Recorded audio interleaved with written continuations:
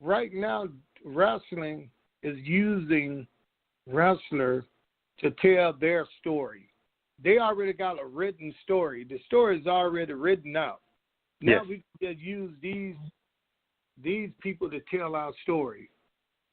Instead of us telling their story. You know what I'm saying? Like WCW let me tell my story.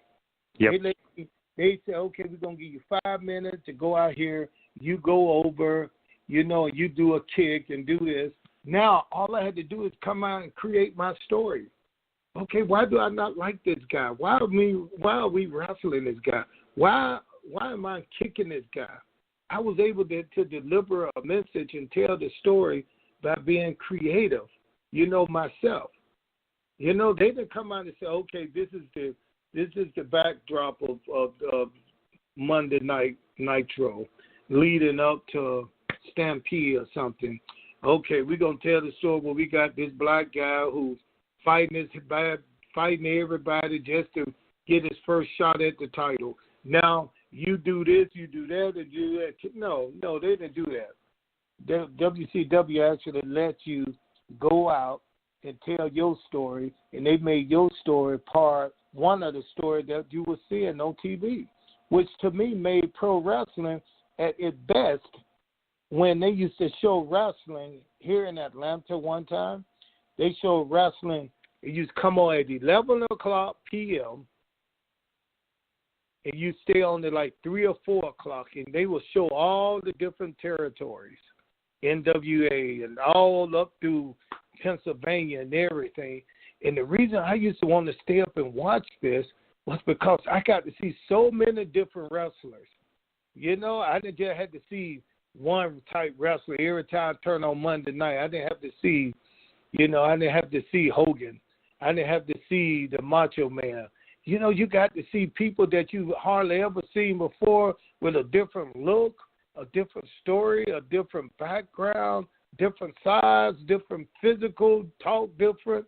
And that what made me a fan, because I got to see all these different guys, different wrestlers. Now, you watch Monday night, you're going to see the same people over and over talking. Listen, you're going to see the same wrestling. They may be saying something different, but they all sound the same. You can turn the TV down and still watch the same show and think about what they said 2 weeks ago and know exactly what they're saying, because they're not changing. You cannot change like that. As you're creating your own character, kind of the Muhammad Ali / James Brown character, they never would have been able to get James Brown in because that character never would have been created, never would have the necessity, so you don't get those extra eyeballs on that program that normally aren't watching. So that was kind of a pretty cool thing. It's like, well, you created this James Brown-like character, then they actually bring in James Brown to kind of be a part of the show. And that's exactly right. They didn't even have to pay him to do that. He wanted to do it because why not? This guy right here is doing my stuff. Let me go in and work with him, get on the TV, get on the show with him and have fun. See, think about it. That's what wrestling was like at its best, when people would just want to come and show up just to be on the show. Now ain't no telling how much money they paying guys now to come in. They had Mayweather. Mayweather didn't come and do that for free. No. They had different people from different sports. They didn't come in and just say, okay, we're going to do this for free because we like watching the show. We like what you're doing. No. We want to get paid. What was that kind of experience like for you? Did he really have a lot of fun out there with you? Because it seemed like, a pretty funny segment. Look at his face, man. That's James Brown, who was in the man. You know what?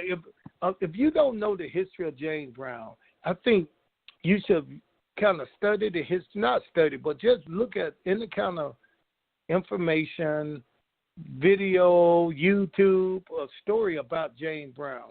And then I'll tell you, this is one of the biggest rock and roll music Hall of Famer around. This guy to entertain whole countries. He's been to Africa, France, had his own. He was the first artist to have his own private jet, have his own radio station. This guy right here was entertaining everybody, right? Now here he is in San Francisco in a wrestling ring. Look at his face. Look at his face. The whole time he was in the ring, he had this glow, smile on his face like he was a little kid having a great time doing something new. He wasn't frowning and trying to be enjoying himself. Matter of fact, one of the things he did the most is I forgot all about asking him to do it. It was like I gave the cake part, which, oh, man, I grew up watching him do that. I grew up when he used to drop to the floor. When they were saying it's time to go, he would drop to the floor and say, please don't go. And then the little man come out there and shake that cape and put it on him, trying to walk him off. To us in the black church, we call that the Holy Ghost. When the preacher started feeling the vibe from the stories and the thing that he's telling, the preacher started shaking and screaming, that growly voice. He feel the Holy Ghost in him. He feel it in his soul. And, you know, we just watch him yell and go through that. He just calling out every these scriptures from the Bible. James Brown used to catch that Holy Ghost. So when I was wrestling, that's all I wanted to do is do that Holy Ghost at the end. Shaking. No, I'm not going. I know I can't. I have no more energy, people. I have no. Then there's Sonny, I don't know, walk out there, put the little cape on, and we'll walk off. But I never thought about this, the cape part at the end. I thought about it, but what happened, I was going to have his guy who put the cape on him to put the cape on me. So I forgot in the middle of the ring, I forgot to set it up. He had the cape in his hand. I forgot to set it up. So when I was doing my dance, I went down to my knee, and I looked at the guy. He was standing across the ring, smiling, having a good time.